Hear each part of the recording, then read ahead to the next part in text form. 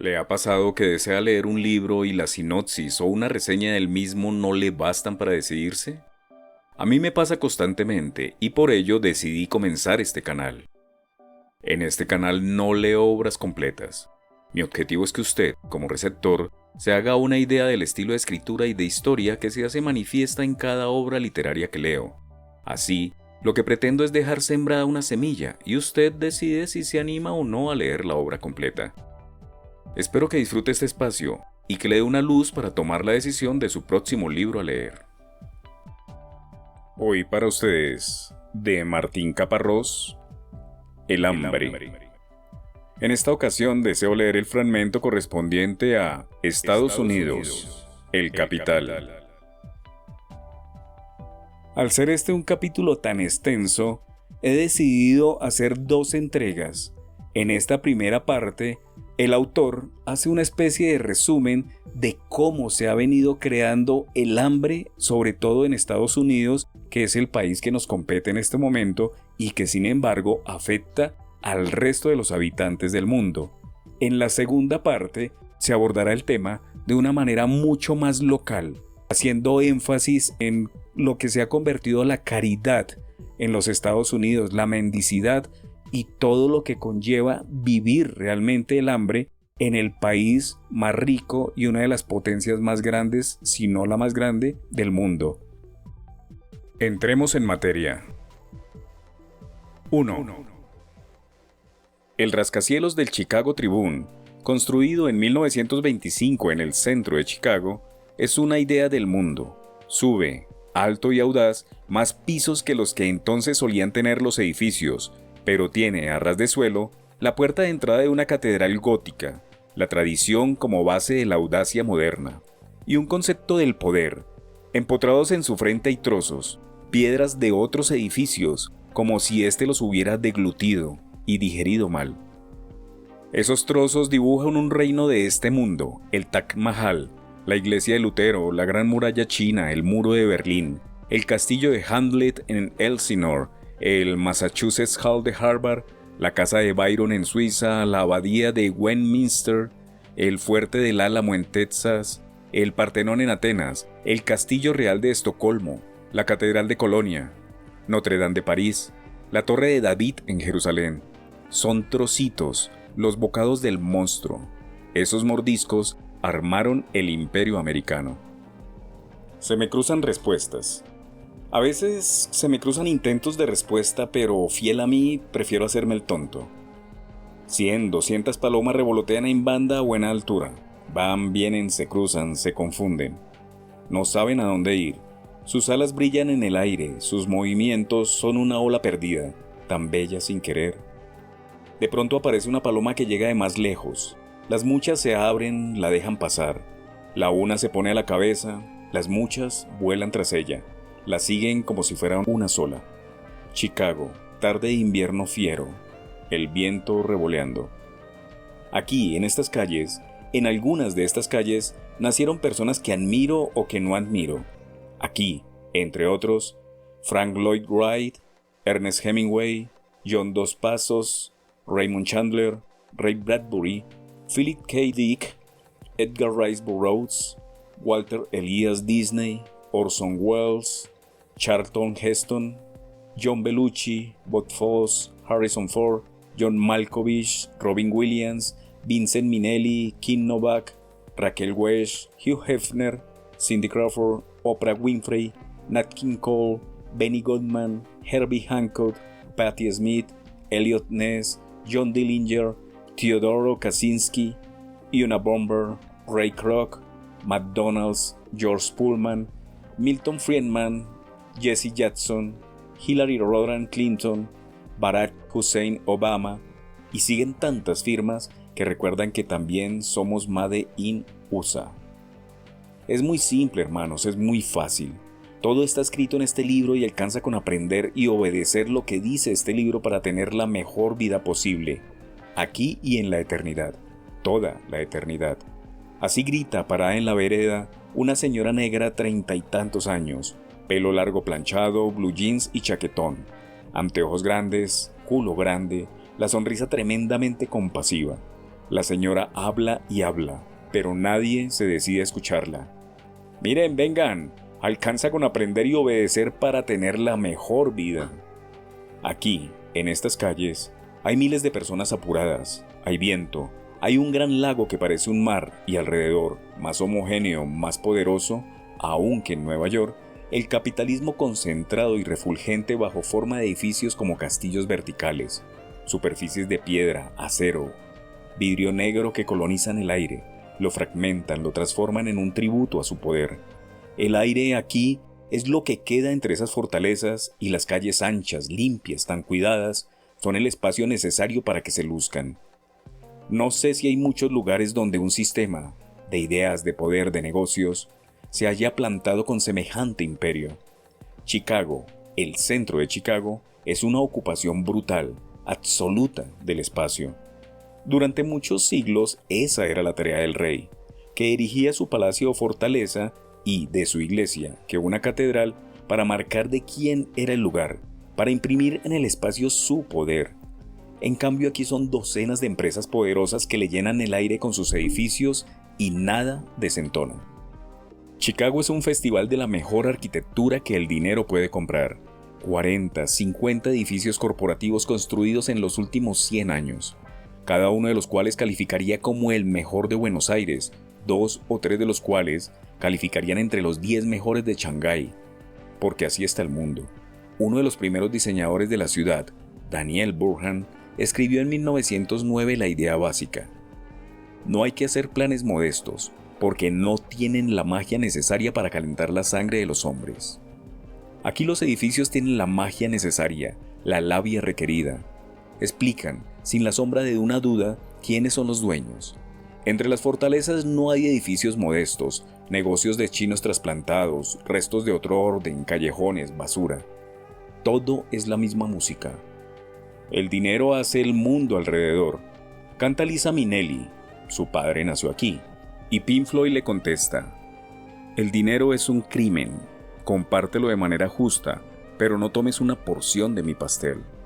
La señora negra, 30 y tantos años, se toma un respiro. Debe ser duro hablar sola tanto rato. Entonces un hombre blanco de 50 o 60, sucio, barba descuidada, chaqueta de duvé muy gastada, un sin hogar, les dicen así, se le acerca y le pregunta si está segura de que con aprender y obedecer alcanza. Si no estuviera segura no lo diría, ¿no lo cree? No, yo no. En estas calles, las veredas están limpias, impecables, las vidrieras brillan, pasan señores y señoras que llevan uniforme de trabajo, trajecito de pollera o pantalones para ellas, sus tacos, sus carteras, traje oscuro con camisa clara para ellos. El hombre blanco, se ve, no quedó satisfecho con la respuesta de la mujer negra y vuelve a su refugio, 10 metros más allá. Su refugio es un cartón en el suelo y sobre el cartón un bolso reventado, una manta marrón o realmente sucia, un plato de plástico azul con un par de monedas. Al costado de su refugio tiene un cartel que dice que tiene hambre porque no tiene trabajo ni nadie que le dé de comer. Tengo hambre porque no tengo trabajo ni quien me dé de comer, dice el cartel escrito con marcador negro sobre otro pedazo de cartón. Su cartel no pide, explica. Las veredas están limpias, impecables, vidrieras brillan y abundan los mendigos. Cada 30 o 40 metros hay uno sentado en la vereda limpia, etc. 2 o 3, 4 por cuadra sentados en la vereda limpia, etc. Con carteles que dicen que no tienen comida. Todo está escrito en el libro, mis amigos. Si ustedes no lo leen, si ustedes no lo siguen, la culpa es toda suya. La condena será toda suya, mis amigos, grita la mujer negra. Cuando funciona es cuando más me deprime. En Calcuta, en Madawa, en Antananarivo, siempre se puede pensar en la falla, en lo que queda por lograr. Esta es una de las ciudades más exitosas del modelo más exitoso del mundo actual, Chicago, USA. Y todo el tiempo la sensación de que no tiene gran sentido. Tanto despliegue, tantos objetos, tanto reflejo, tanta tentación tonta. La máquina más perfecta, más inútil. Gente que se esfuerza, que trabaja muchas horas por día para producir objetos o servicios relativamente innecesarios que otras personas comprarán si consiguen trabajar muchas horas por día produciendo objetos o servicios relativamente innecesarios, que otras personas comprarán si consiguen trabajar muchas horas por día produciendo objetos, o como si un día fuéramos a despertarnos amnésicos, por fin amnésicos, gozosamente amnésicos, y preguntarnos: ¿y para qué era todo esto?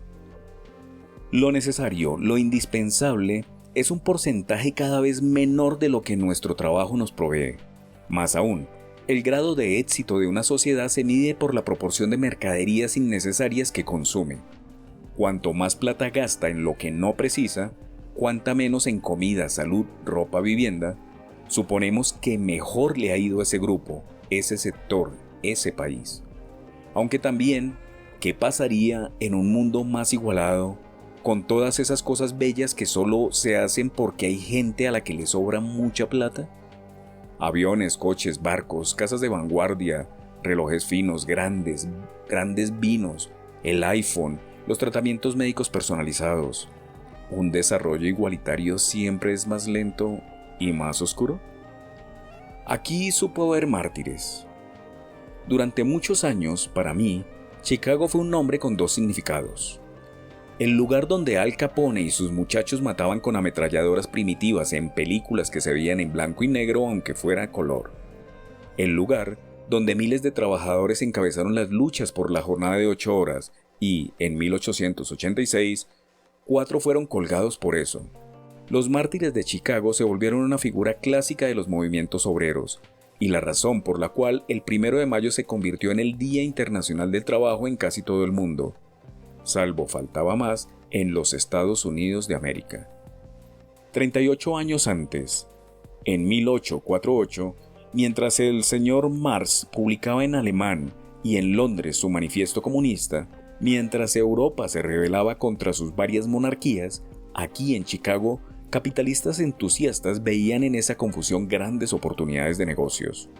Aquí en Chicago, ese año se inauguraba el canal fluvial y los primeros trenes que la conectarían con la costa y la convertirían en el gran centro del comercio de carnes y cereales del norte.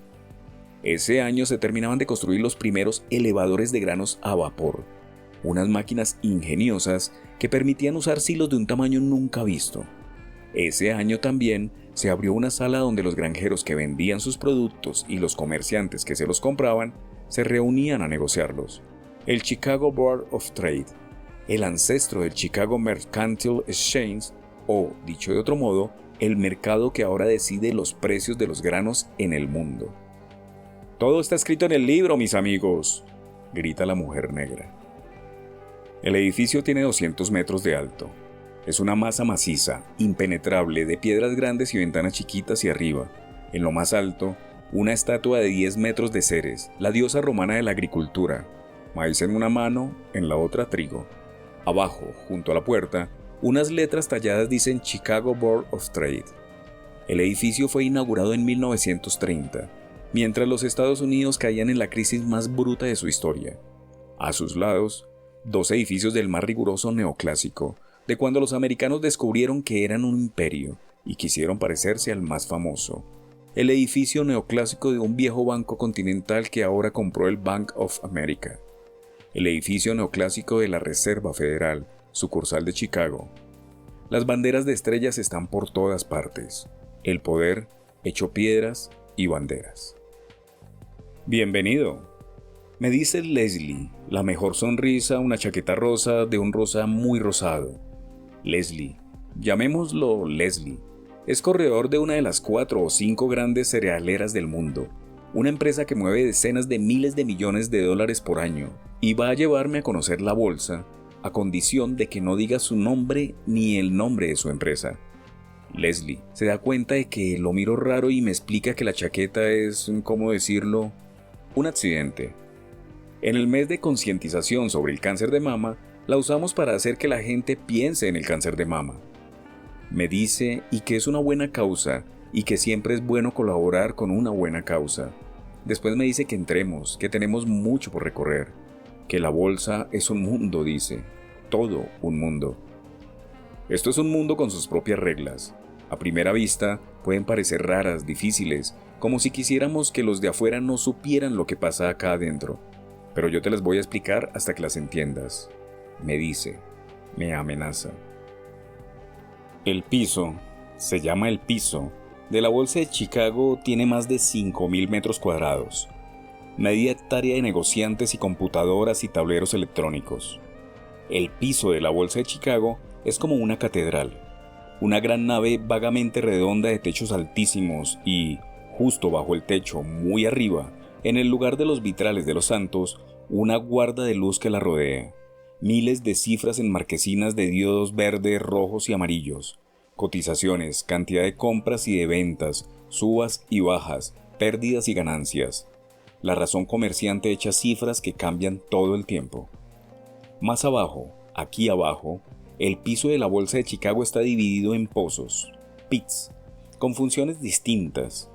Hay pozo de maíz, de trigo, de opciones de maíz, de opciones de trigo, de aceite de soja, de harina de soja. Cada pozo es un círculo de 10 metros de diámetro rodeado por 3 filas de gradas. Adentro, de pie, 3 o 4 docenas de señores, muchos con su chaqueta rosa, parecen aburridos. Unos miran la pantalla que les cuelga a la cintura, otros leen un diario, alguno mira el pelo del de al lado, la ropa del de al lado, el tedio del de al lado, la otra punta de sus zapatos relucientes. Muchos miran el techo, miran las cifras de las marquesinas o sus tabletas donde tienen más cifras, más cotizaciones, hasta que de pronto alguien grita algo que nunca logró entender y se despiertan. Gritan y se miran, un gallinero sin gallinas, puro gallo educado pero gallo. Enarbolan talonarios en blanco, se hacen gestos con las manos y los dedos, miran nerviosos las pantallas de la cintura, los números del techo. Por un minuto o dos, todos cacarean, lanzan manos al aire, ensayan aspavientos. Después, tan subido como empezó, el movimiento se vuelve a disolver en catatonia. Acá todo tiene un sentido, o por lo menos nos gusta creerlo.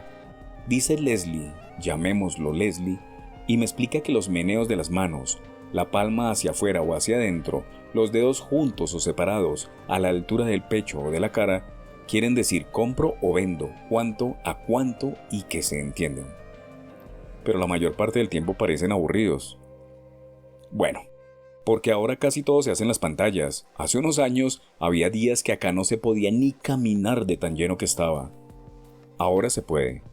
Las tormentas intermitentes de los gallos son como un dinosaurio bipolar, una mímica en honor del pasado venturoso. Todo parece un poco forzado, como fuera de lugar. Así era este negocio hasta hace 10 o 15 años. Ahora todo esto es una parte muy menor. La mayoría, más del 85% en estos días, y la cifra avanza, se hace en otro lugar. En ningún lugar en las pantallas de las computadoras del mundo, en los rincones más lejanos. Chicago ya no es Chicago, es otra abstracción globalizada. Después le pregunto a Leslie si cree que este lugar, el templo, va a durar. En algún tiempo esto va a desaparecer, ¿no? Es difícil que pueda desaparecer. Ya lleva más de 150 años y yo me he pasado la mitad de mi vida acá. ¿A vos te parece que puedo pensar que no va a estar más? No sé, pero ¿crees que va a desaparecer? Sí, supongo que a mediano plazo sí. Pero todavía en los pozos de cada grano, en las pantallas de las computadoras, miles y miles de operaciones interesantes van descubriendo el precio a través de la oferta y la demanda. Chicago ya no es el lugar donde todo se compra y se vende, pero sigue siendo el que fija los precios que después se pagarán, se cobrarán en todo el mundo. Los precios que definirán quién gana y quién pierde, quién come y quién no come. Recuerdo de pronto tardes en Daca, noches en Madagua, pensando cómo sería este lugar, donde tanto se juega. Y supongo, pero es injusto o no tiene sentido y es injusto, que aquí nadie pensó nunca en Daca ni en Madagua. El mercado es el mejor mecanismo de regulación para mantener los precios donde deben estar. Nadie puede controlar un mercado, ni siquiera los especuladores más poderosos, me explica Leslie. Este lugar ayuda a bajar los costos de la comida en todo el mundo, me dice otro corredor, un señor bastante gordo que transpira copioso. Yo intento no juzgar lo que me dice. Le pregunto ¿cómo? creando un mercado transparente que provee liquidez a todos los involucrados. Se necesita que haya gente y empresas que arriesguen su dinero para que el mercado pueda funcionar. Eso es lo que hacemos. Y por supuesto, ganamos plata con eso. Si no, pues no lo haríamos. Lo escucho, no hago mueca. La bolsa de Chicago sirvió, dicen, para estabilizar los precios. Su gran invento a mediados del siglo XIX fue el establecimiento de contratos a futuro, los futuros. Un productor y un negociante firmaban un documento que los comprometía a que en tal fecha el primero le vendería al segundo tal cantidad de trigo por tanto dinero. Y la bolsa garantizaba que ese contrato se cumpliría. Así, los granjeros sabían desde antes de cosechar cuánto cobrarían por sus granos. Los compradores que los procesarían sabían cuánto tendrían que pagarlos. Era, se suponía, una función muy útil del famoso mercado. La explicación más clara me la dará, tiempo después, en Buenos Aires, Iván Ordóñez, que entonces trabajaba como economista en uno de los mayores sojeros sudamericanos, Gustavo Grobocopatel. ¿Qué es la agricultura en el fondo? Es agarrar un montón de plata, enterrarla, y en 6 meses desenterrar más plata. El problema es que en el momento de plantar yo sé cuánto me cuesta la semilla, el trabajo, el fertilizante, pero no sé a cuánto se me va a vender el grano en el momento de cosechar. Como tengo incertidumbre respecto al ingreso, porque el resultado depende del clima y eso lo hace muy volátil, lo tengo que asegurar. Y lo mismo le pasa al industrial que necesita mi soja para transformarla en harina, o al criador que necesita esa harina para alimentar sus animales. Entonces, lo que podemos hacer es ponernos de acuerdo, en base a una serie de datos pasados y presentes, sobre el precio para cuando se coseche. Esos son los contratos a futuro, obligaciones de compra y venta de algo que hoy no existe. Por eso se dice que este es un mercado de derivados, porque los precios a futuro derivan de los precios actuales de esos mismos productos. Eso me ayuda a estabilizar el precio. Como el mercado necesita volumen, no solamente participo yo que produzco soja y vos que la compras, sino también un chabón que cree que el precio que nosotros pactamos es poco o es mucho. Ese tipo, que se llama especulador, lo que hace es darle volumen y liquidez al mercado, y consigue que los precios de esos futuros sean confiables. Cuando escucho la palabra confiable, decía el otro, saco mi revólver. Hay quienes sostienen que el mercado de las materias primas alimentarias funcionó con esas normas durante mucho tiempo, pero algo empezó a cambiar a principios de los 90. Nadie entonces lo notó. Muchos después lo lamentaron. Ahora hay jugadores nuevos, bancos y fondos que se involucraron en todo esto. Antes era un mercado para productores y consumidores, y ahora se ha vuelto un lugar para el juego financiero, para la especulación. Estados Unidos salía de los años de Reagan, cuando millones de puestos de trabajo habían desaparecido y millones de trabajadores habían sido despedidos, para que las grandes corporaciones pudieran relocalizar sus fábricas en otros países. Cuando el salario de los trabajadores se quedaba en estanco, su productividad subió casi un 50%, cuando los impuestos a los más ricos bajaron a la mitad. Cuando esos ricos tenían, por todas estas razones y un par más, mucho dinero ocioso y querían invertirlo en algo que les sirviera para tener más. A mí no me gusta mucho, pero ¿qué puedo hacer? Tengo que seguir jugando, ese es mi trabajo. Leslie me explica los mecanismos del asunto. Al cabo de un rato se da cuenta de que no termino de entenderlos y trata de tranquilizarme. Todo esto se puede sintetizar muy fácil. Todos estos muchachos quieren ganar plata. ¿Cómo hacen para ganar plata? Ahora hay muchísimas maneras. Hay que conocerlas, ser capaz de manejarlas, tomar posiciones a mediano o largo plazo, entrar y salir de las posiciones en 2 minutos. Cada vez hay más formas de ganar plata con estos asuntos. Hay países del mundo, como este, donde se puede decir que uno hace algo solo para ganar plata. Hay otros donde no, pero en general es duro decir que uno hace subir el precio de los alimentos solo para ganar plata. Entonces, hay justificaciones, que en realidad los granos suben por el aumento de la demanda china, la presión de los agrocombustibles, los factores climáticos. Leslie es una persona encantadora, henchida de buenas intenciones. Sus amigos, los corredores que me presenta en el piso de la Bolsa de Chicago, también lo parecen. Algunos trabajan para las grandes corporaciones cerealeras, otros para los bancos y fondos de inversión, otros son autónomos que juegan su dinero comprando y vendiendo, y deben tener el respaldo de una financiera que les cobra comisiones por todo lo que hacen. Todos amables entusiastas, personas tan preocupadas por el destino de la humanidad. Personas que me hacen preguntarme para qué sirve hablar con las personas. O dicho de otra manera, ¿para qué sirve la percepción que las personas tienen de lo que hacen? ¿Para qué? Más allá de la anécdota. Y a veces piensan cuál es el costo de lo que hacen en el mundo real. ¿A qué tipo de costo te referís? ¿El costo económico? ¿El costo social? ¿De qué costo estás hablando? 2. La historia de la comida dio un giro ominoso en 1991, en un momento en que nadie miraba demasiado. Fue el año en que Goldman Sachs decidió que el pan nuestro de cada día podía ser una excelente inversión. La agricultura arraigada en los ritmos del surco y la semilla nunca habían llamado la atención de los banqueros de Wall Street, cuya riqueza no venía de la venta de cosas reales como trigo o pan, sino de la manipulación de proyectos etéreos como riesgo y deudas colaterales. Pero en 1991, casi todo lo que podía convertirse en una abstracción financiera ya había pasado por sus manos.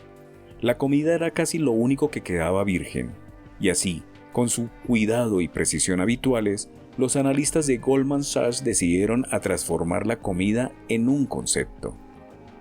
Seleccionaron 18 ingredientes que podían convertir en commodities y prepararon un elixir financiero que incluía vacas, cerdos, café, cacao, maíz y un par de variedades de trigo. Sopesaron el valor de inversión de cada elemento, mezclaron y cifraron las partes, y redujeron lo que había sido una complicada colección de cosas reales a una fórmula matemática que podía ser expresada en un solo número: el Goldman Sachs Commodity Index, y empezaron a ofrecer acciones de este índice. Como suele pasar, el producto de Goldman floreció. Los precios de las materias primas empezaron a subir, primero despacio, más rápido después. Entonces, más gente puso plata en Goldman Index, y otros banqueros lo notaron y crearon sus propios índices de alimentos para sus propios clientes. Los inversores estaban felices de ver subir el valor de sus acciones, pero el precio creciente de desayunos, almuerzos y cenas no mejoró la vida de los que intentamos comer. Los fondos de commodities empezaron a causar problemas. Así empezaba un artículo revelador publicado en 2010 en Harper's por Frederick Kaufman titulado «La burbuja de la comida, cómo Wall Street asesinó a millones y se salió con la suya». La comida fue financializada. La comida se volvió una inversión, como el petróleo, el oro, la plata o cualquier otra atracción. Cuanto más alto es el precio, mejor es la inversión. Cuanto mejor es la inversión, más cara es la comida. Y los que no pueden pagar el precio, que lo paguen con hambre. Yo había buscado una foto suya en internet para reconocerlo en el bar de Wall Street donde me había citado. En la foto, Kaufman tenía una camisa blanca, barba de 4 días, el pelo alborotado y una sonrisa ancha. Un grandote levemente salvaje. Pero esa tarde vi llegar a un señor casi bajito, envuelto en un traje azul atildado, correcto, con su camisa impecable y su corbata, llevando de la correa a su caniche blanco. Después me dijo que venía de un almuerzo y que lo disculpara por el perro, pero estos días andaba tan ocupado presentando su último libro, Bet the Farm, y que en algún momento tenía que sacarlo. Fred Kaufman se sentó y me dijo que teníamos 1 hora. A principios de los 90, los ejecutivos de Goldman Sachs estaban a la búsqueda de nuevos negocios, y su filosofía de base, la filosofía de base de los negociantes es que todo puede ser negociado. En ese momento tuvieron la astucia de pensar que las acciones y bonos de deuda y todo eso quizá no tendrían tanto valor en el largo plazo, que lo que siempre tendría valor era lo más indispensable: la tierra, el agua, los alimentos. Pero estas cosas no tenían volatilidad, y eso era un problema para los traders. Toda la historia de los mercados de alimentos y la historia de la civilización consistió en tratar de dar cierta estabilidad a los precios de un producto muy inestable. La comida es fundamentalmente inestable, porque hay que cosecharla 2 veces por año y esa cosecha depende de una serie de cuestiones que no podemos manejar, la meteorología sobre todo. Pero la historia de las civilizaciones depende de esa estabilidad. La civilización se hizo en las ciudades. Allí aparecieron la filosofía, las religiones, la literatura, los oficios, la prostitución, las artes. Pero la gente de las ciudades no produce comida, así que había que asegurar que pudiera comprarla a un precio más o menos estable. Así empezó la civilización en el Medio Oriente, y muchos siglos después en América también fue así. Durante el siglo XX los precios del grano fueron muy estables, salvo en breves periodos inflacionarios, y este siglo fue el mejor para este país. El caniche era paciente, educado. Mientras su dueño hablaba, él lo miraba, quieto como si no lo hubiera escuchado tantas veces. Fred Kaufman era un torrente de palabras. Los banqueros no entienden los beneficios de tener un precio estable para los alimentos. Lo que entienden, al contrario, es que si hay más volatilidad, ellos van a hacer más dinero a lo largo de mucho tiempo, porque la demanda de alimentos nunca va a desaparecer, al contrario, va a aumentar siempre. Entonces les interesaba crear las condiciones para atraer grandes capitales a estos mercados y, sobre todo, para mantener esos capitales allí y hacer mucha plata manejándolos. Eso es lo que querían, plata. A ellos no les importan los mercados, no les importan los alimentos, les importa la plata. Para eso, debían convertir ese mercado, que durante un siglo sirvió para mantener la estabilidad de los precios y la seguridad de los productores y consumidores, en una máquina de producir volatilidad y, por lo tanto, de producir dinero. Para eso crearon su Index, que les permitió atraer los capitales de muchos inversores y manejarlos. Y eso produjo un aumento sostenido de los precios. En unos años triplicaron los precios del grano, sí, lo triplicaron, y millones de chicos se murieron. ¡Felicitaciones! Todos los especuladores predicen que los precios de los alimentos se van a duplicar en los próximos 20 años. Si eso sucede, y los habitantes de los países pobres tienen que gastar el 70 u 80% de sus ingresos en comida, la primavera árabe será una fiesta de 15 al lado de lo que va a pasar en el mundo. Hay gente que cree que eso no va con nosotros, que no es nuestro problema. Acá estamos a 2 cuadras del Ground Zero. Creo que ya nos dimos cuenta de que en el mundo hay gente que está muy enojada con nosotros y que pueden hacer cosas que pueden afectarnos, dijo Kaufman, y su caniche blanco lo miró preocupado. Pero ahora en Chicago, en pleno piso, Leslie trata de explicarme el mecanismo. Me cuesta, pasa un rato largo hasta que creo que entiendo algo. Supongamos que quiero hacer negocios. Yo, por supuesto, no he visto un grano de soja en mi vida, pero puedo vender ahora mismo 1 tonelada para entregar el 1 de septiembre de 2014. Un futuro. Al precio del mercado, digamos que $500. Todo mi truco consiste en esperar que el mercado se haya equivocado y la tonelada de soja valga, fin de agosto, $450. Porque yo, que nunca tuve soja, podré comprar entonces por ese precio la tonelada que debo entregar y me habré ganado $50. O mejor, vender mi contrato para que otro lo haga y quizás entonces gane 49. O si soy impaciente o quiero alfombrar mi baño o dedicarme full time a la pintura prefarrealista, podría venderlo en cualquier momento entre ahora y septiembre de 2014. Mañana, por ejemplo, si la soja septiembre de 2014 sube $1 y tengo ganas de hacer plata rápida. Pero también me explica Leslie, podría ser que la soja septiembre de 2014 termine a $600 y yo habré perdido 100, por ejemplo. Para evitarlo, me dice, podría ser más sofisticado y comprar en lugar de un contrato a futuro una opción. Una opción es un contrato que me da el derecho, pero no la obligación, de vender 1 tonelada de soja a $500 la tonelada en septiembre próximo. Por eso le voy a pagar al que se compromete a comprármela a un precio, digamos $20. Si llega octubre y la soja está a 450, habré ganado 30, porque el tipo que me vendió la opción está obligado a comprarme a $500 la soja que yo podré comprar a 450. Menos 20 que me costó ese derecho son 30. Entonces puedo vender mi opción a 30 o 29 y ganar ese dinero directamente sin hacer la operación. Y el que me la compra especula con que una semana después la soja esté a 4.45 y entonces en esa semana habrá ganado $5 más y así seguido. Y si la soja termina a 600, yo habré perdido solo 20. No ejerzo mi opción y ahí se acaba todo. Esa es la teoría que no tiene nada que ver con la práctica. En la práctica, esas opciones se compran y se venden todo el tiempo, sin parar.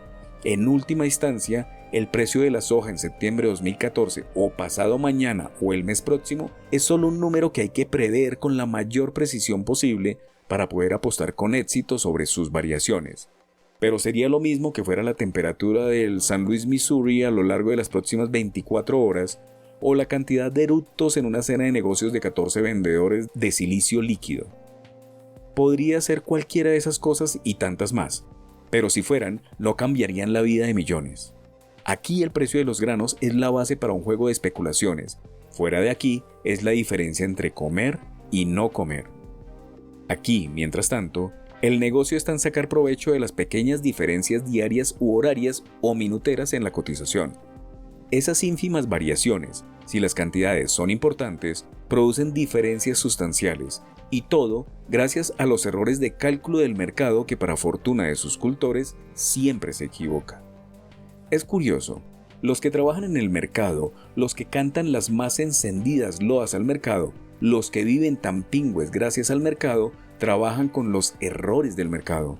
Y ninguno dice, con sus whiskies en el bar, o sus artículos en The Economist, o en sus clases de economía de negocios, lo que me gusta del mercado es que siempre se equivoca.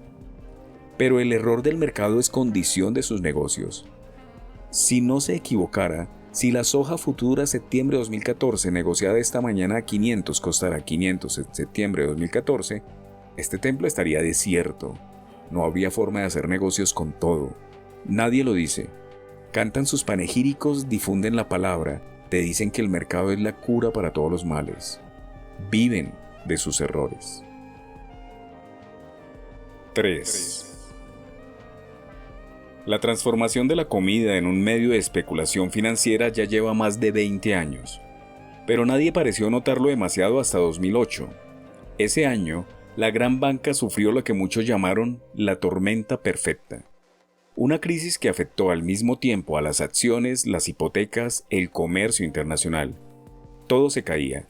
El dinero estaba a la intemperie, no se encontraba refugio.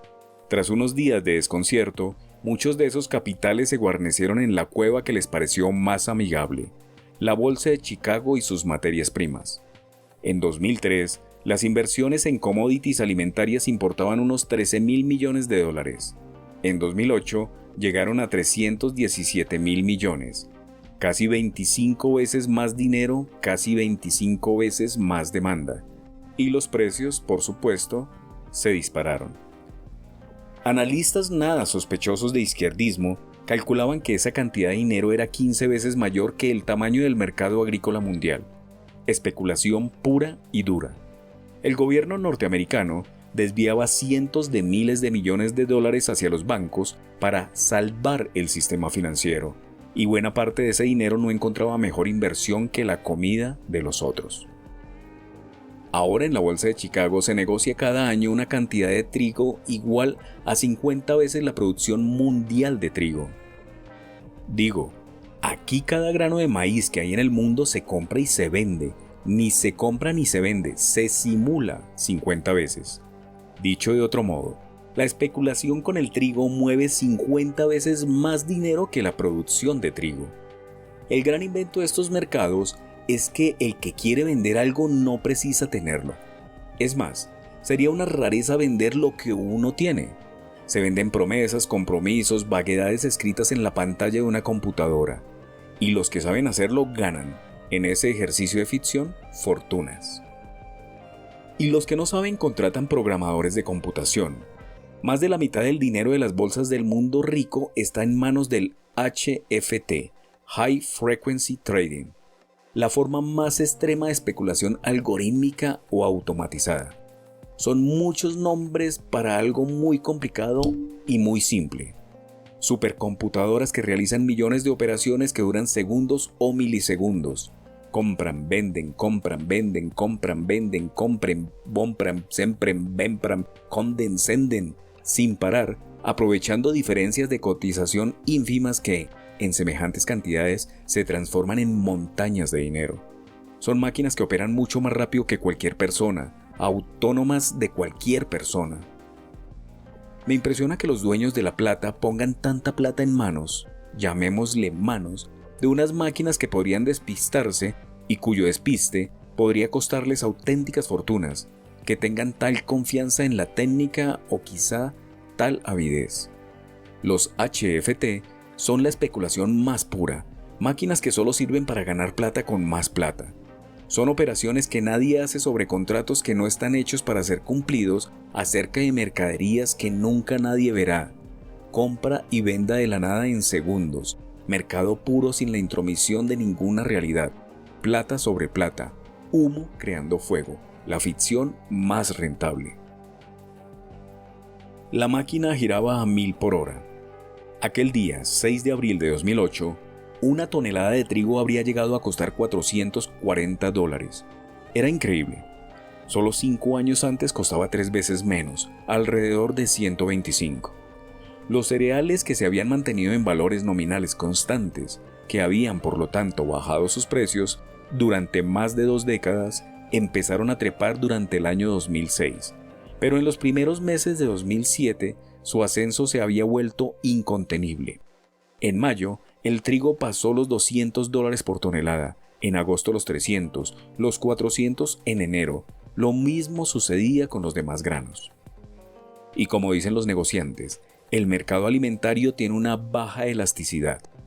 Es su forma de decir que, pase lo que pase con la oferta, la demanda no puede cambiar tanto, que, si los precios suben mucho, se puede postergar la compra de un coche o de una zapatilla, pero muy poca gente acepta de buena gana postergar la compra de su almuerzo. O sea, que, aunque los precios suban, todos los que pueden van a pagarlo, y los que no pueden quedarán muy incómodos. El aumento no tenía, por supuesto, una causa exclusiva. Una de ellas fue el aumento extraordinario del precio del petróleo, que en esos días de abril bordeaba los $100 por barril, el doble que 12 meses antes. El petróleo es tan importante para la producción agropecuaria que un ensayista político inglés, John N. Gray, dijo hace poco que la agricultura intensiva es extraer comida del petróleo. Se refería, entre otras cosas, a ese cálculo tan cacareado que dice que producir 1 caloría de comida cuesta 7 calorías de combustibles fósiles. El precio del petróleo influye en el precio de los alimentos de varias maneras.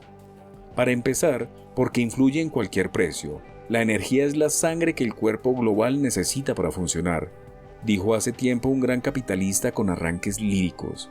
Y su precio es el precio de todo, y en particular, los alimentos incluyen en su costo una parte significativa de combustible en su producción, por las máquinas rurales y porque la mayoría de los abonos y pesticidas contienen alguna forma de petróleo, en su transporte, en su almacenamiento, en su distribución. Pero, además, el aumento del petróleo le dio más entidad todavía a los famosos agrocombustibles. Empezaron llamándolos biocombustibles. Últimamente, grupos cítricos insisten que el prefijo bio le presta una pátina de honorabilidad ecololó que no merecen, y postulan que lo llamemos agrocombustibles. Parece que lo agro no está tan cotizado como lo bio en la conciencia cool. Pero hay gente que paga mucha plata para conseguirles buena prensa. En el año 2000, el mundo produjo 17.000 millones de litros de etanol. En 2013, 5 veces más, 85.000 millones. Y 9 de cada 10 litros se consumieron en Estados Unidos y Brasil. El etanol es el agrobio más usado y también el más antiguo. Durante 10.000 años sirvió sobre todo para emborracharse. En los años 30 del siglo pasado, Brasil, que todavía no tenía petróleo, empezó a destilarlo de su caña de azúcar y utilizarlo, mezclado con gasolina, para impulsar sus coches. Con el fin de la Segunda Guerra, el petróleo se volvió tan barato que el etanol quedó poco menos que olvidado. En los 70s, Cuando la crisis internacional del crudo, Brasil recuperó la idea y poco después los Estados Unidos, hartos de depender del petróleo que le vendían sus enemigos, o peor, ciertos amigos, decidió imitarlo. Que Estados Unidos sufra su dependencia del petróleo es una paradoja rara, casi una forma de justicia poética. A principios del siglo XX, la pelea por la economía global tenía el carbón inglés de un lado contra el petróleo americano del otro. Los americanos consiguieron imponer el petróleo como energía hegemónica en el mundo, básicamente porque tenían poder y tenían mucho. Y ahora, su petróleo no alcanza a cubrir un tercio de sus necesidades y tienen que importarlo desde países hostiles o medio hostiles o susceptibles de serlo. Y por lo tanto, deben mantenerlos controlados con una fuerza militar que les cuesta fortunas. Los Estados Unidos siguen gastando un 40% de los 1.580 millones de dólares que el mundo revolea en gastos militares. Por eso, fabricar combustible con recursos propios es una prioridad geopolítica. Y es otra forma de usar los alimentos para no alimentar. Y un negocio de primera para muchos. El agrocombustible es la penúltima respuesta a la superproducción de granos que complica desde hace décadas a la agricultura norteamericana. En el último medio siglo, las técnicas agrarias mejoraron como nunca. Los subsidios a los granjeros aumentaron muchísimo y sus explotaciones consiguieron rendimientos inéditos. No sabían qué hacer con tanto maíz, con tanto trigo. En la segunda mitad del siglo XX, los Estados Unidos se enfrentaron a un problema con pocos antecedentes en la historia de la humanidad: la superproducción de alimentos. Parece un chiste que ese fuera el problema del mayor productor de comida de un mundo donde falta comida. Entre otros efectos, la superproducción mantuvo muy bajos los precios de la comida durante un largo periodo. Uno de los primeros usos de ese excedente fue político: la exportación, bajo capa de ayuda, de grandes cantidades de grano. Ya hablaremos del programa Food for Peace. Otra respuesta consistió en usar esos granos para alimentar el ganado. En Estados Unidos, vacas, cerdos y pollos todavía se comen el 70% de los cereales. El consumo de carne llegó a niveles que nunca había tenido. Después vendrían otros usos: jarabes de maíz, gran endulzador de la industria alimentaria, detergentes, textiles y últimamente el agrocombustible. El etanol norteamericano está hecho de maíz, uno de sus cultivos principales. Los Estados Unidos producen el 35% del maíz del mundo, más de 350 millones de toneladas al año. Una ley federal, la Renewable Fuel Standard, dice que el 40% de ese grano debe ser usado para llenar los tanques de los coches. Es casi un sexto del consumo mundial de uno de los alimentos más consumidos del mundo. Con los 170 kilos de maíz que se necesitan para llenar un tanque de etanol 85, un chico zambio o mexicano o bengalí puede sobrevivir un año entero. Un tanque, un chico, un año. Y se llenan cada año casi 900 millones de tanques. Va de nuevo. El agrocombustible que usan los coches estadounidenses alcanzaría para que todos los hambrientos del mundo recibieran medio kilo de maíz por día. Jens Ziegler, siempre tajante, dice que los biocombustibles son un crimen contra la humanidad. El gobierno americano no solo obliga a usar el maíz para empujar coches, también entrega a quienes lo hacen miles de millones de dólares en subsidios. Una forma clara de redistribución de la riqueza. Un gobierno toma los impuestos de todos y los entrega a sectores con el poder necesario para presionarlo. El lobby de los granjeros americanos tiene mucho paso por diversas razones, y una de ellas es que sus estados, escasamente poblados, tienen los mismos 3 senadores que Nueva York o California. No es un argumento presentable, así que las leyes y resoluciones que subvencionan el etanol hablan, por supuesto, de la independencia energética y de la lucha contra el cambio climático. Pero la huella de carbono del agrocombustible es pesada. Frédéric Lemaitre dice que el etanol de maíz solo disminuye las emisiones de CO2 de los coches entre 10 y 20%. y que computando todo lo que emiten los tractores y abonos y pesticidas necesarios para producirlo y transportarlo, y la energía eléctrica necesaria para procesarlo, el balance ecológico es negativo. Y que el aumento de la demanda de maíz producida por el etanol es responsable de un porcentaje importante que nadie puede definir con precisión del aumento del precio de los alimentos. Un ejemplo: muchos granjeros del medio oeste americano dejaron de cultivar el maíz blanco que vendían, entre otros, a México, para pasarse al amarillo que se usa para hacer etanol. Entonces los precios de la harina se duplicaron o incluso triplicaron en México y miles de personas salieron a la calle. Lo llamaron la revuelta de las tortillas. En Guatemala no salieron. En Guatemala, la mitad de los chicos están malnutridos. Hace 20 años Guatemala producía casi todo el maíz que consumía, pero en los 90 empezaron a llegar los excedentes americanos, baratísimos por los subsidios que recibían en su país, y los campesinos locales no pudieron competir con esos precios. En una década la producción local había disminuido una tercera parte. En esos días, muchos campesinos tuvieron que vender sus tierras a empresas que ahora plantan palmeras para hacer aceite y etanol, caña para azúcar y etanol. Y los que pudieron seguir cultivando las suyas encontraron más y más dificultades. Amenazas armadas para que las vendan, propietarios que prefieren dejar de alquilar las suyas para trabajar con las grandes compañías, grandes plantaciones que se llevan el agua o la envenenan con sus químicos. El problema se agudizó en los años siguientes. Los americanos empezaron a usar su maíz para hacer etanol y los precios subieron. Y subieron más con los grandes aumentos que precedieron a la crisis de 2008. Ahora, en las tortilleras guatemaltecas, un quetzal, unos 15 centavos de dólar, compra 4 tortillas. Hace 5 años compraba 8. Y los huevos triplicaron su precio porque los pollos también comen maíz. Son solo ejemplos. Pero no creo que nadie lo haga para perjudicar a nadie. Quiero decir, no es que las autoridades y los lobbies y los productores agrícolas americanos quieran hambrear a los chicos guatemaltecos. Solo quieren mejorar sus ventas y sus precios, depender menos del petróleo, cuidar el medio ambiente, y eso produce ciertos efectos secundarios. Sucede.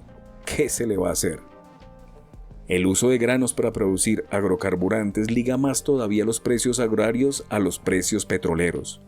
Si la gasolina sube, el etanol también, y con él el maíz. De ahora en más, los conflictos geopolíticos que solían influir en el precio del petróleo influirán mucho más directo en el precio de los alimentos. En 2012, la Comisión Europea aceptó algunos de estos argumentos. Unos años antes había definido que todos los transportes del continente debían usar un 10% de agrocombustible antes de 2020. Ante el ataque de ONGs y partidos que la acusaban de sacarle la comida a los pobres, decretó que la mitad de ese combustible debía provenir de maderas, pastos, desechos agrícolas, pajas, algo que no pudiera ser comida. Desde mediados de la década pasada, la gran esperanza blanca fue la segunda generación de biocombustibles, fabricados a partir de vegetales no comestibles que debían bajar el precio de los granos y acabar con esta competencia entre choferes y comedores. Se suponía que sus procesos eran más complicados y más caros, pero valían la pena. En el último trimestre de 2007, la inversión mundial en desarrollo de esos productos llegó a un pico de $7.600 millones. Incluso las grandes petroleras, como BP y Shell, se habían lanzado. No funcionó como esperaban. En el primer trimestre de 2013, la inversión había caído a 57 millones, muy poco más que cero. Parece levemente monstruoso que la producción de vegetales para el transporte compita con la producción de vegetales para la alimentación, y probablemente lo sea, pero sucedió siempre durante milenios. Mucha tierra se usó para alimentar a los animales de tiro y de silla. Todavía, a principios del siglo XX, Estados Unidos dedica un cuarto de su tierra cultivada a alimentar a sus caballos. Solo en los últimos 100 años, con la irrupción del petróleo, la producción agraria pudo dedicarse casi toda a la alimentación, y esa fue, probablemente, otra razón para que sus precios bajaran. Ahora, parece, el intervalo terminó, y ciertas cosas vuelven a lo que eran. 4. El discurso de aquel señor que no sabía hacer discursos se hizo famoso, como siempre, por su torpeza.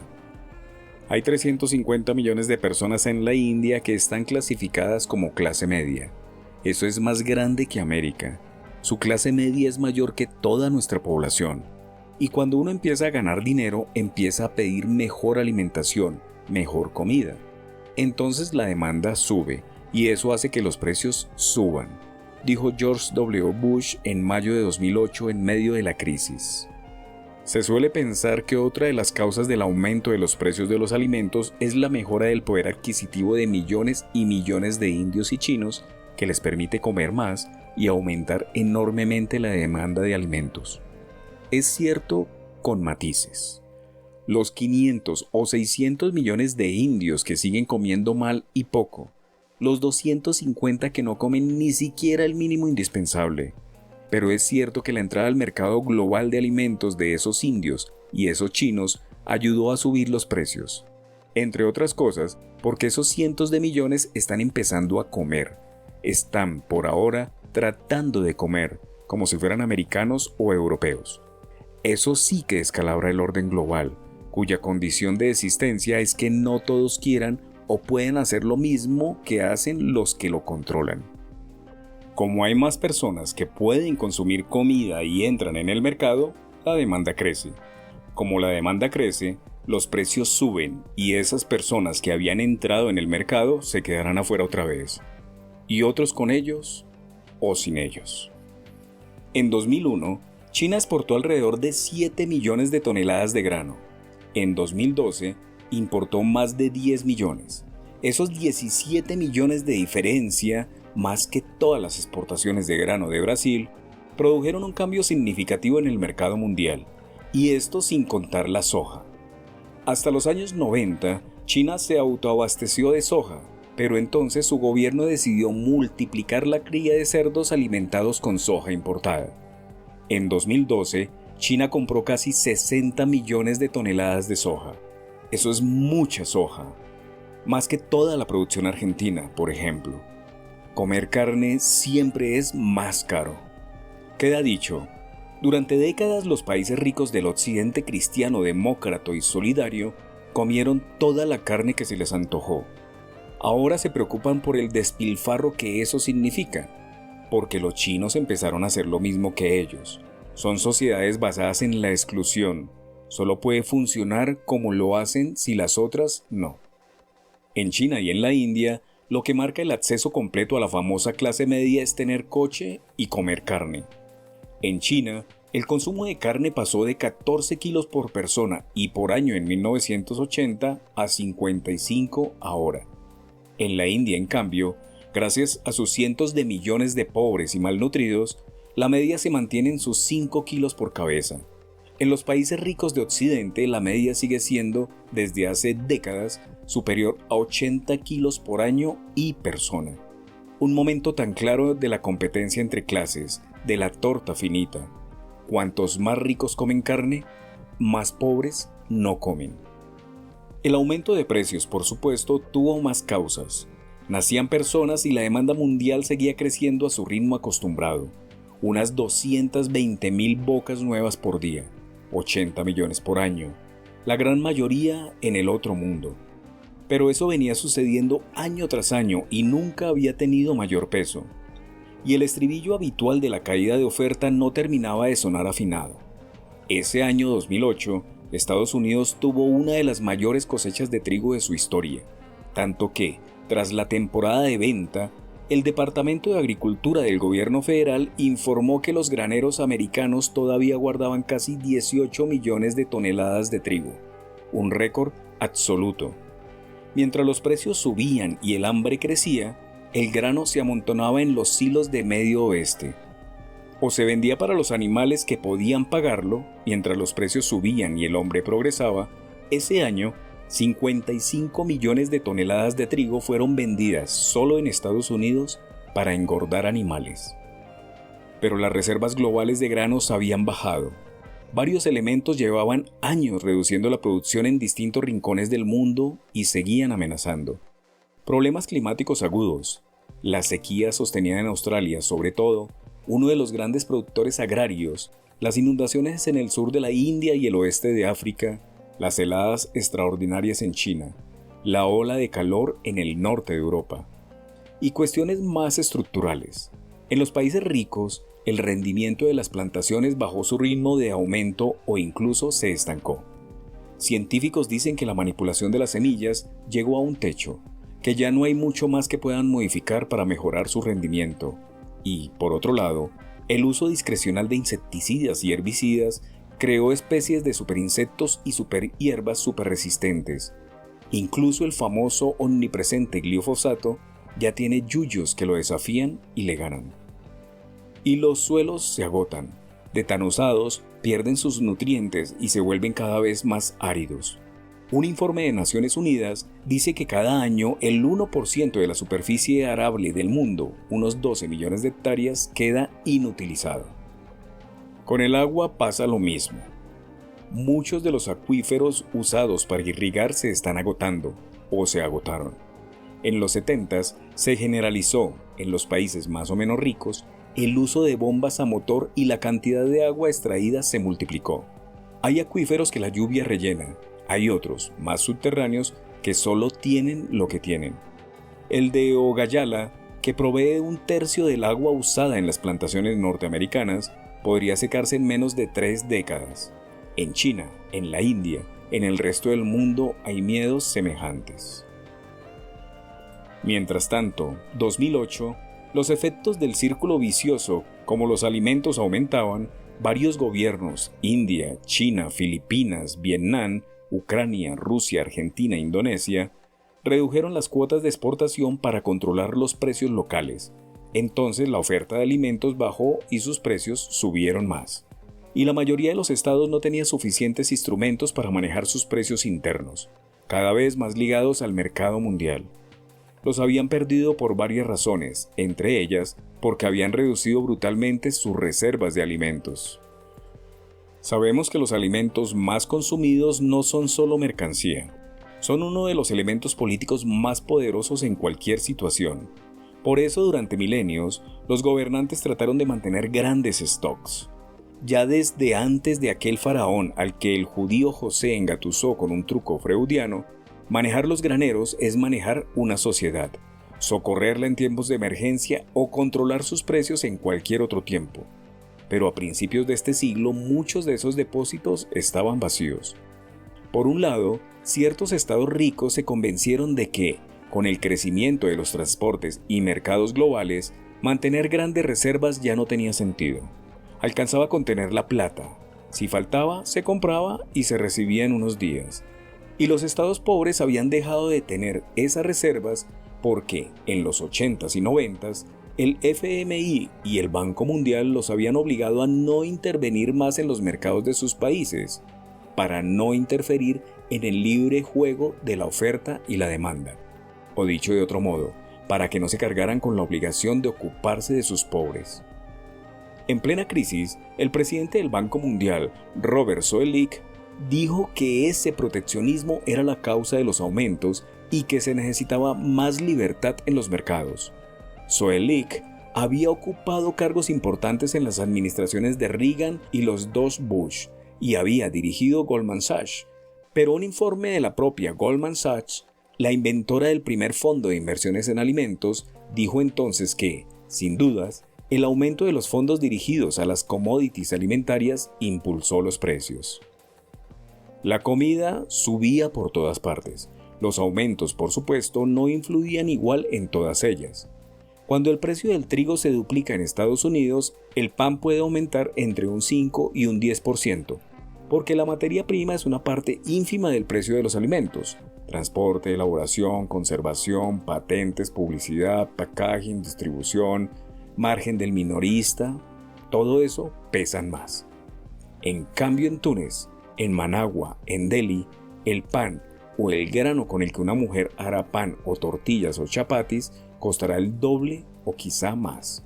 Y, sobre todo, en los países ricos el consumidor habitual gasta menos de un 10% de sus ingresos en comida, aunque sus pobres puedan llegar al 25 o 30%.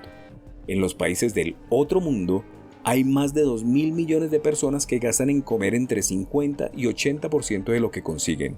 Un pequeño aumento de los precios los condena al hambre. Estos datos, y seguramente algunos más, explican por qué en 2008 los precios de los alimentos aumentaron y nunca más bajaron.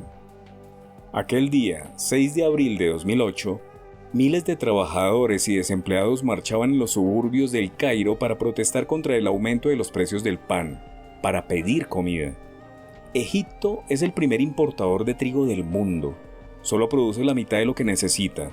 En menos de 3 años, el precio del pan, la comida principal de 40 millones de pobres, se había quintuplicado.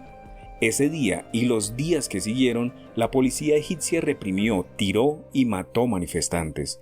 Al fin, el gobierno cedió y mandó al ejército a producir y distribuir pan para los más hambrientos. Habría podido ser un episodio aislado, pero en Ouagadougou, la capital de Burkina Faso, había pasado algo muy parecido 2 semanas antes, y solo la intervención del ejército terminó con las manifestaciones.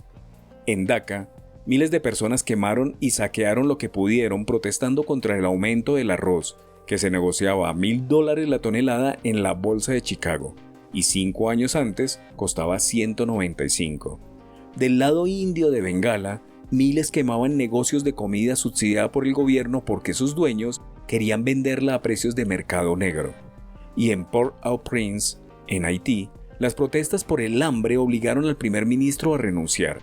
Y en Douala, en Camerún, una protesta de choferes de taxi degeneró en grandes manifestaciones contra los precios de los alimentos y más de 20 manifestantes muertos. Y en Dakar, en Senegal, pasó algo semejante. Y en Abidjan, en Costa de Marfil, y en Maputo, en Mozambique, y en Yemen, y en Pakistán, y en Etiopía.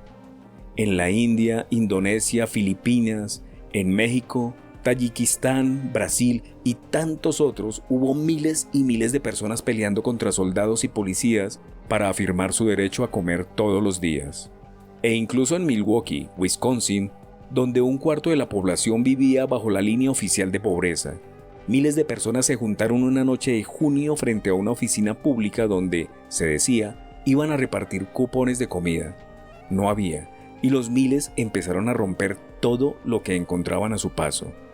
Mientras $200 millones aterrizaron en el mercado alimentario, 250 millones de personas cayeron en la pobreza extrema. Entre 2005 y 2008, el precio global de la comida aumentó un 80%, y nadie se sorprendió cuando The Economist anunció que el precio real de la comida había alcanzado su nivel más alto desde 1845, el año en que la revista lo calculó por primera vez.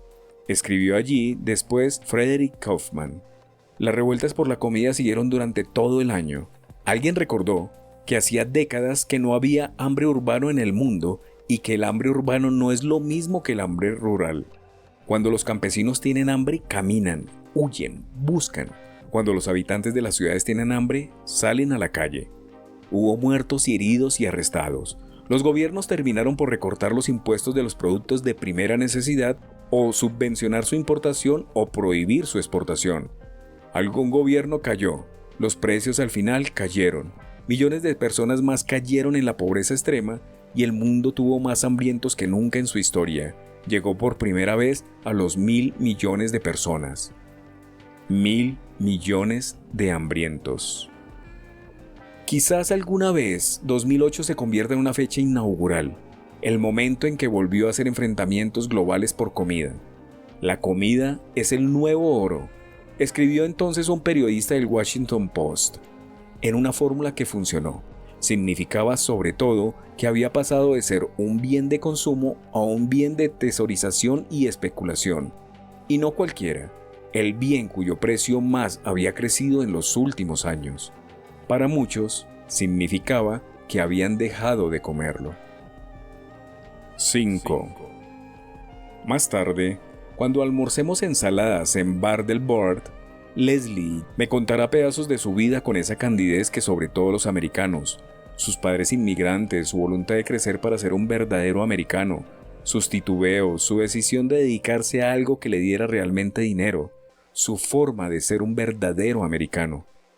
Pero su decepción con el modo en que las grandes corporaciones dominan el asunto, su desagrado con la manera en que trabajan solo para sus intereses, su rabia con la prepotencia con que el gobierno cree que puede dictarle sus conductas, cóleras, más que incomodidades, incómodas para un señor que trabaja de ponerle combustible a sus operaciones.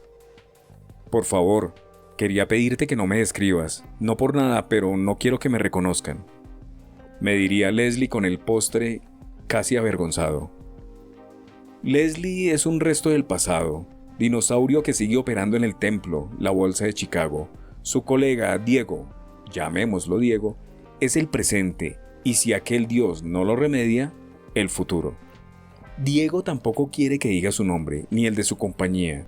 Su empresa es una de las grandes corporaciones cerealeras del mundo, y, me dice Diego, tiene una cantidad de regulaciones sobre lo que sus empleados pueden decir o no decir. Si no le prometo no nombrarla, no podrá decirme casi nada. Hoy en la oficina me preguntaron si no me daba miedo hablar con alguien que va a escribir un libro sobre el hambre, y yo les decía que no porque tengo la conciencia muy tranquila. Yo no podría trabajar en un negocio donde piense que contribuyo al hambre de alguien, así sea una sola persona. Me he planteado esta pregunta 1000 veces y estoy seguro de que no contribuyo, que mi compañía no contribuye al hambre de la gente. ¿Por qué? Es como el chiste del zapatero que manda a 2 vendedores a África. Uno vuelve y le dice que no hay negocio. África es un fracaso rotundo. Allá nadie usa zapatos, no vamos a vender nada. Y el otro vuelve y le dice que es una mina de oro. En África nadie tiene zapatos. Nos vamos a cansar de vender. Acá es lo mismo. Mientras más gente coma en el mundo, más vamos a vender. Dice Diego y yo le digo que su metáfora es riesgosa. Si no tienen, vamos a hacer negocio. Y él me mira con una punta de reproche, como decepcionado. Quiero decir que lo que tratamos es de llegar a la mayor cantidad de mercados posibles. No estoy tratando con diamantes, que quiero tapar la cantidad que hay para que los pocos privilegiados que lo puedan comprar lo paguen más y lo disfruten en secreto. No, mi negocio es el volumen. A mí lo que mejor me puede pasar es que todo el mundo coma a que no coma. Diego es argentino y lleva algunos años en las oficinas neoyorquinas de su firma. Es trader de futuros. Hay que atreverse a ser trader de futuros, o sea que se dedica al Financial Risk Management. Diego trabaja con los productos más habituales, dice los que se llaman vainilla, porque es el sabor más común. Diego anda por los 40, rubio, la sonrisa fácil, la camisa celeste con su polista bordado sobre el pecho y así, con la sonrisa fácil, insiste. Para mí, el negocio es que más gente coma, no que menos, dice y me mira. Yo no debo mostrar mucho entusiasmo porque Diego me pregunta si no estoy de acuerdo. ¿Qué? ¿No estás de acuerdo? Bueno, no mucho. Para empezar, la harina que ustedes venden para que la coman los chanchos o los pollos o las vacas para hacer carne es bastante de las formas menos eficaces de ingerir proteínas. Cuando yo me como un bifecito con la proporción de las proteínas vegetales que consumió la vaca que produjo ese bifecito, podría haber dado de comer a 10 tipos. Sí, yo sé, es muy ineficiente. Si nos acostumbramos a comer quinoa o soja, habría mucha más comida. Pero el hombre es el único animal que no come para satisfacer sus necesidades nutritivas. El hombre come porque le gusta. Hoy leí algunas de las historias de tu proyecto Hambre en tu blog y la verdad que me quedé muy mal. Me cuesta procesar este tipo de cosas. Parece muy fácil terminar con el hambre en el mundo. Un chico en África necesita un aporte calórico de, ponle, 1500. ¿Qué tiene que comer para no estar desnutrido? ¿2 platos de soja con un vaso de leche por día? Pero también el mercado te indica qué es lo que se consume. Yo no puedo decir que no voy a vender más soja para alimentar animales. Voy a dedicar toda la nutrición humana porque no me la compra nadie. Ahí actúa el mercado. Entonces, si hago eso, lo único que voy a conseguir es que aumente el precio de la carne, porque va a haber menos y va a ser más cara porque las vacas van a tener que comer pastura, y que baje el de la soja porque nadie la va a querer. Yo lo miro. Diego se da cuenta y se contesta solo. ¿Puede ser que eso contribuya de alguna manera negativa o mejor, que deje de contribuir positivamente? Puede ser. Es una discusión bastante filosófica. Me dice y que el hambre es un negocio para muchos. El hambre es un negocio para muchos. Me dice y yo me sorprendo.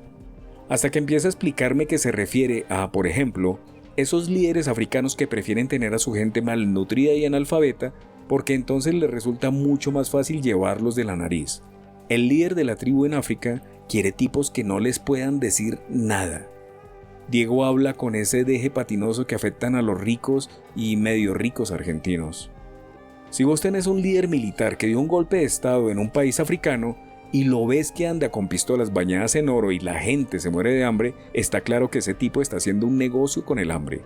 ¿Por qué hay desnutrición en Chaco o en Formosa? No es porque nosotros tenemos un mercado que está organizado a través de Chicago trajeando soja. Es más bien porque hay un gobernador hijo de mil putas que usa los recursos de su provincia para su propio beneficio, que usa el avión de la provincia para irse de vacaciones a Punta del Este, o más en general, hay problemas complejos que no están dados por los mercados ni por la comoditización de los alimentos. En otros libros, en otros contextos, he llamado a esta idea honestismo.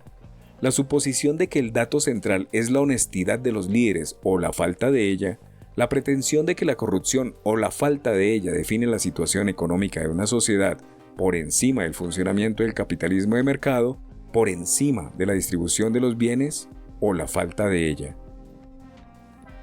Ellos, los traders, te insisten en que los capitales que manejan sirven para poner liquidez en el mercado y permitir así sus operaciones. Yo les digo que ese mercado ya operaba cuando esos capitales se dedicaban a otras cosas. Pero lo que pasa, dice ahora Diego, es que hay especuladores buenos y especuladores malos. Él especula, dice, no por la especulación misma, sino para que su compañía pueda seguir comprando y vendiendo granos y productos procesados al mejor precio posible con las mejores ganancias. Yo soy un flaco que va a laburar todos los días, trata de pensar y de tomar decisiones correctas.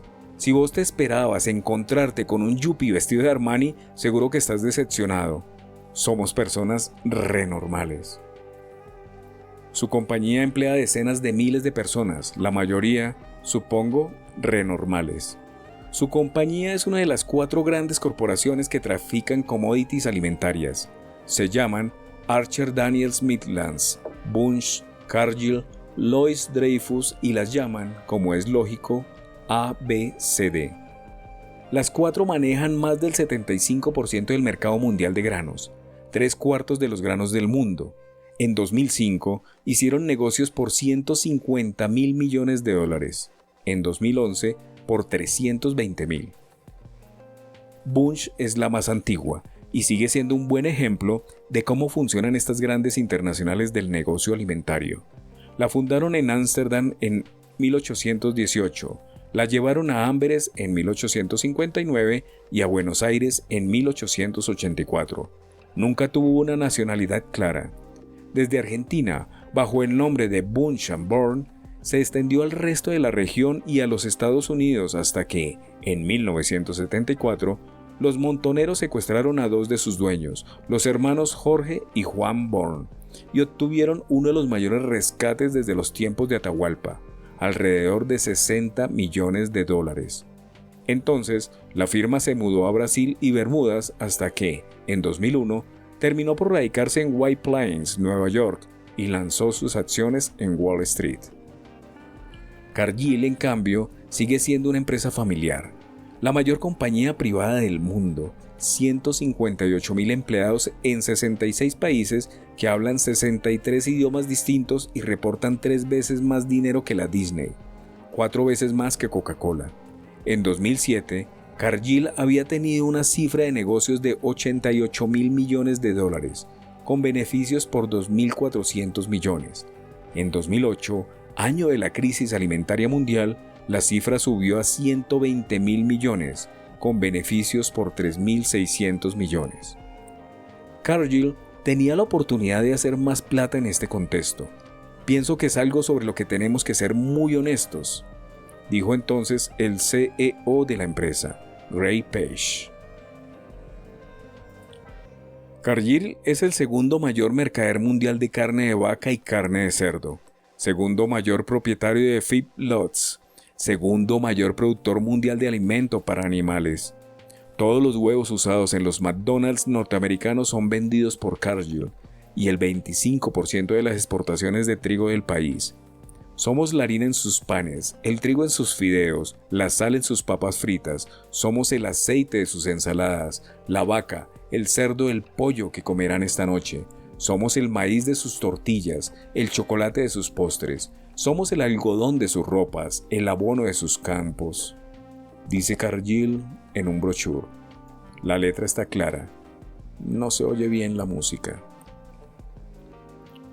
Cargill y las demás están implicadas en los más diversos desaguisados: deforestación, uso de químicos prohibidos en cultivos, procesamiento y conservación, evasión planetaria de impuestos, trabajo esclavo, trabajo infantil.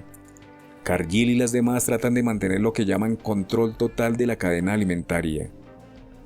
Jan Ziegler da un ejemplo en su Destrucción masiva. Cargill produce un abono fosfatado en Tampa, Florida. Con estos abonos, fertiliza sus plantaciones de soja en Estados Unidos y Argentina. En sus fábricas, los porotos de soja son transformados en harina.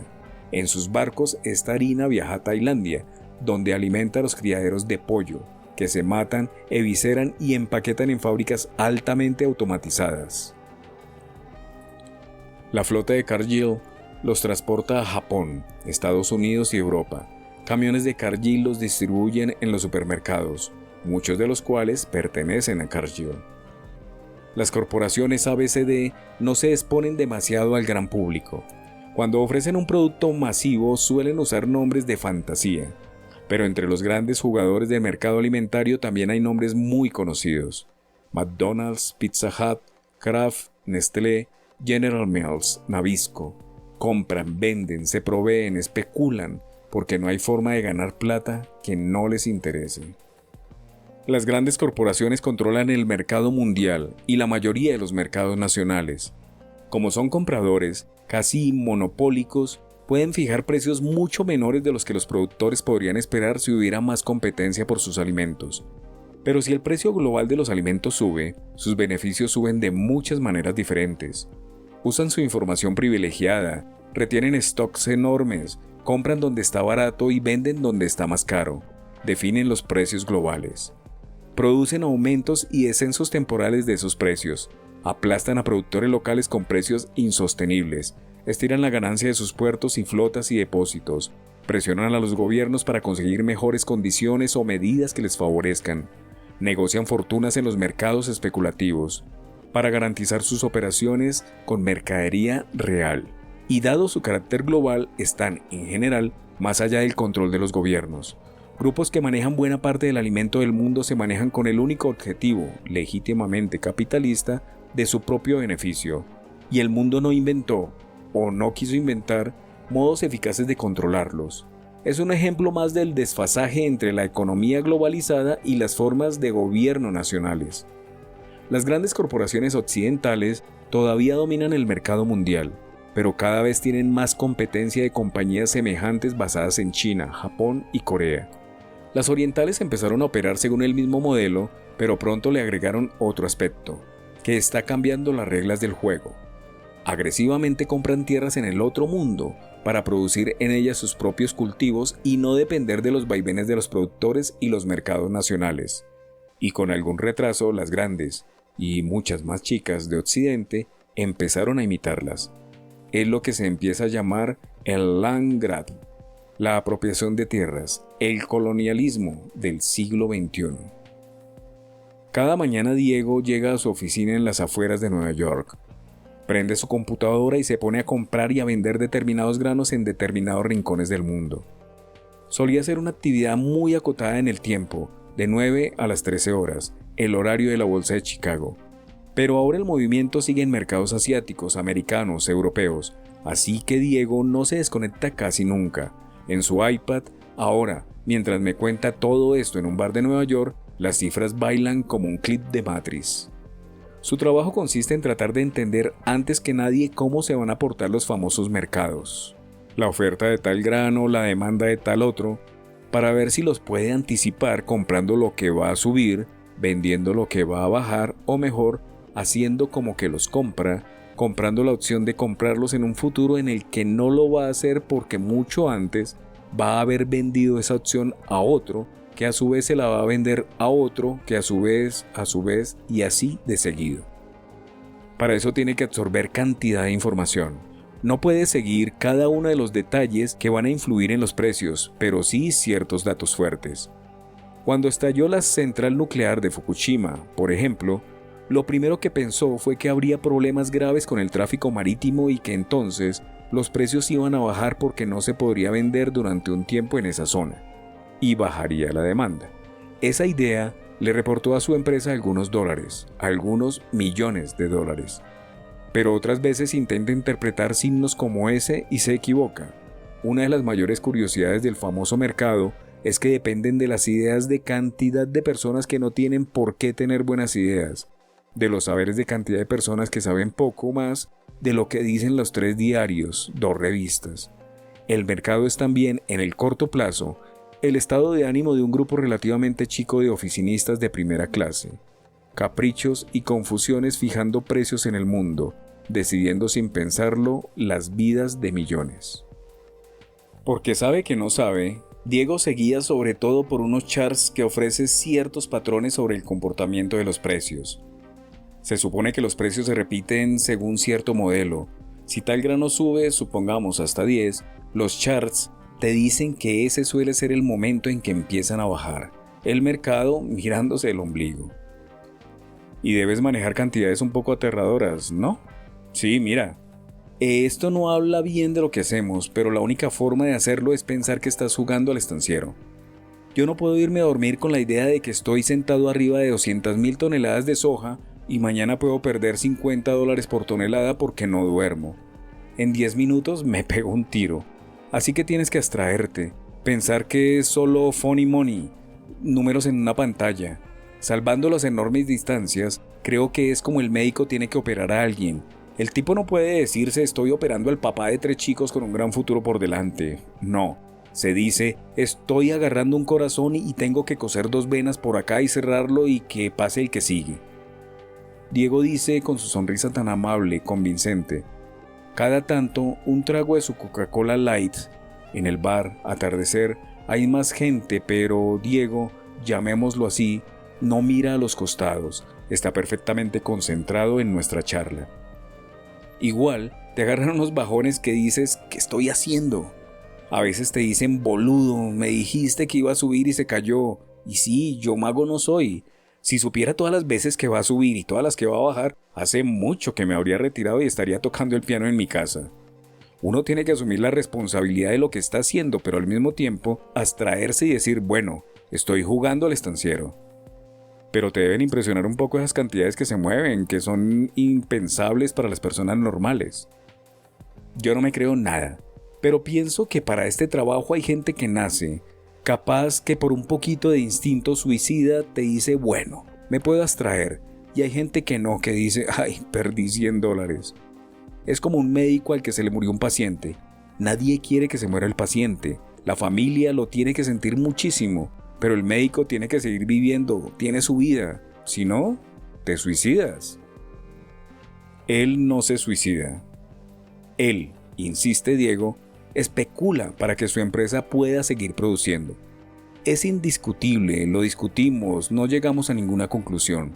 Él insiste, él es de los especuladores buenos, y que los especuladores malos son los que no tienen nada que ver con la producción, y que cada vez se perfeccionan más y ocupan más espacio en el mercado, como los programas de High Frequency Trading, máquinas de especular, que no sirven para nada más que para eso.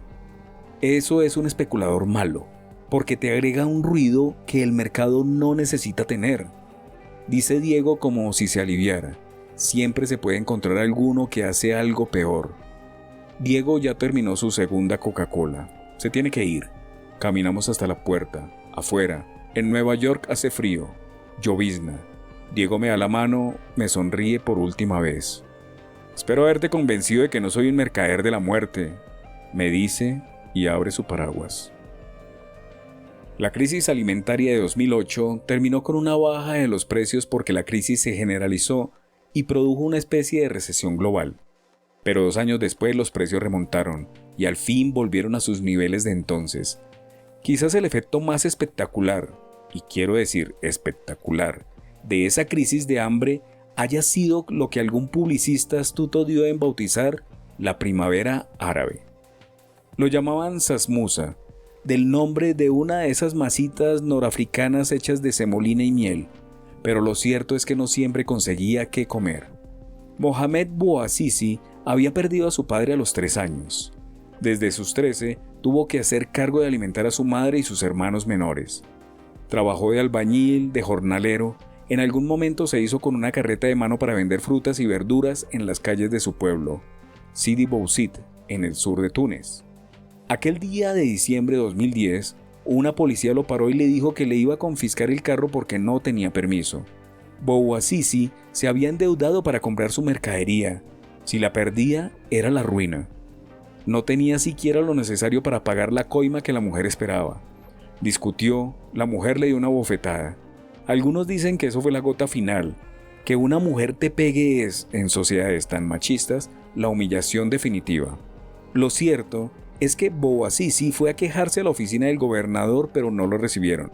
Allí, en la puerta, gritaba que estaba arruinado, que así no podía seguir viviendo. Se acercó a una gasolinera, consiguió un par de litros, volvió a la puerta de la gobernación, se empapó de petróleo. Dicen que gritó, por última vez, ¿cómo quieren que viva? Y se prendió fuego. Pocos días después, Túnez estaba en llamas. El aumento del precio de los alimentos no fue la única, pero sí una razón decisiva para el levantamiento. Cuando Bouazizi murió el 4 de enero de 2011, varios jóvenes habían seguido su ejemplo y muchos más peleaban en las calles. Su muerte terminó de inflamar a la población. 10 días y 350 muertos más tarde, el presidente Zine El Abidine Ben Ali, que había gobernado Túnez durante 23 años, huyó del país. Empezaba la primavera. En los meses siguientes caerían varios gobiernos de la larga data. Mubarak en Egipto, Gaddafi en Libia, Saleh en Yemen, Al-Ahmad al-Sabah en Kuwait, Rifai en Jordania.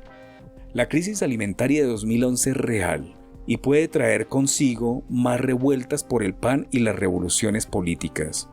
¿Quién sabe si los levantamientos que despidieron a esos dictadores no son el final de la historia sino su principio? Prepárese para una nueva era en la que la escasez mundial de alimentos va a ser cada vez más decisiva en la política global. Escribió en octubre de 2012 el muy serio analista Lester Brown en la muy seria revista americana Foreign Affairs. ¿Quién sabe cómo y por qué lo que parece calmo se desmanda? ¿Cómo y por qué un episodio que podría no haber salido de los periódicos locales causa rebeliones en toda una región? ¿Cómo y por qué se producen esas erupciones? ¿Qué las determina? Quien lo supiera, sabría tanto. Los precios, mientras tanto, siguieron subiendo. Un informe del relator especial de las Naciones Unidas sobre el derecho a los alimentos, Olivier de Schutter, concluyó que una parte considerable del pico de los precios se debió a la aparición de una burbuja especulativa. Los precios de varias materias primas fluctuaron excesivamente en márgenes temporales demasiado estrechos como para que ese comportamiento se debiese a oscilaciones de la oferta y la demanda. Ya sabemos, los traders arguyen todo el set de razones, que la explosión del consumo en China, que el uso creciente de granos para agrocombustibles metiendo presión a los mercados, que el clima descontrolado, y algunos, si acaso los más reflexivos o culposos, te dirán que quizá su actividad agregó algún %. Hay una diferencia. Hay causas con sentido, con raíces reales e insalvables.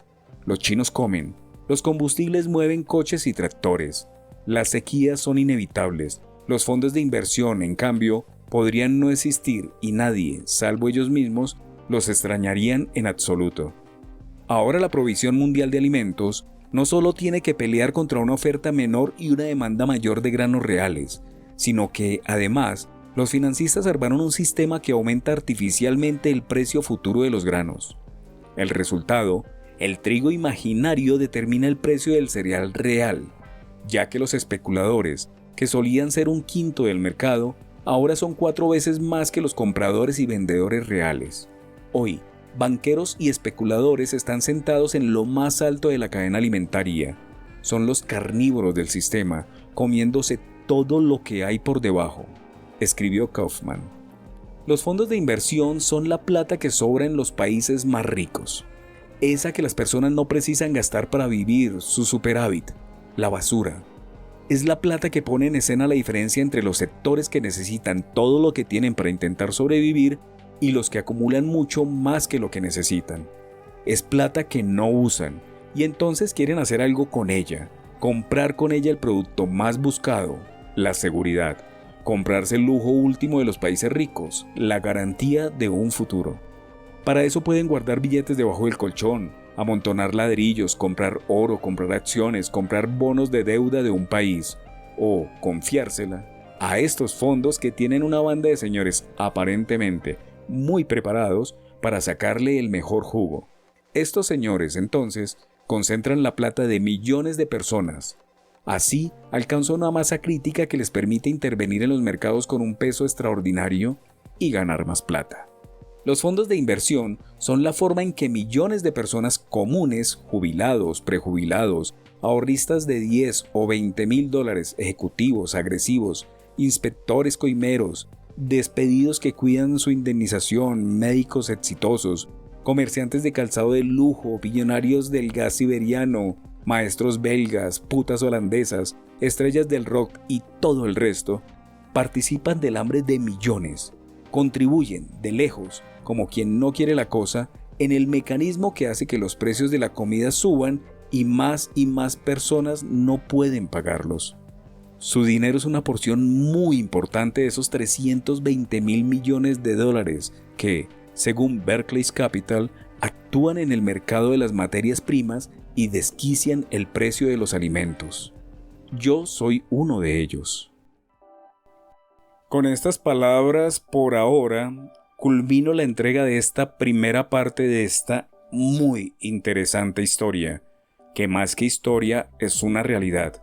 No debemos olvidar que este libro fue escrito en 2014. La edición de la que yo hago esta lectura es una edición de Editorial Planeta de 2018. Pero por más que miremos, saquemos cuentas, sigue siendo tan actual que yo creo que lo único que ha cambiado es el crecimiento de las cifras especulativas de los alimentos.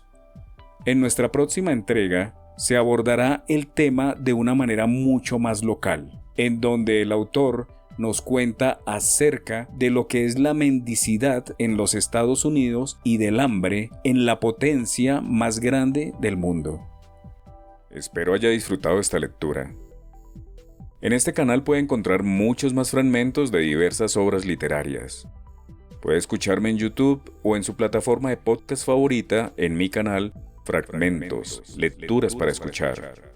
Mi nombre es Jimmy Alberto y es mi placer leer para usted. Nos escuchamos en la próxima.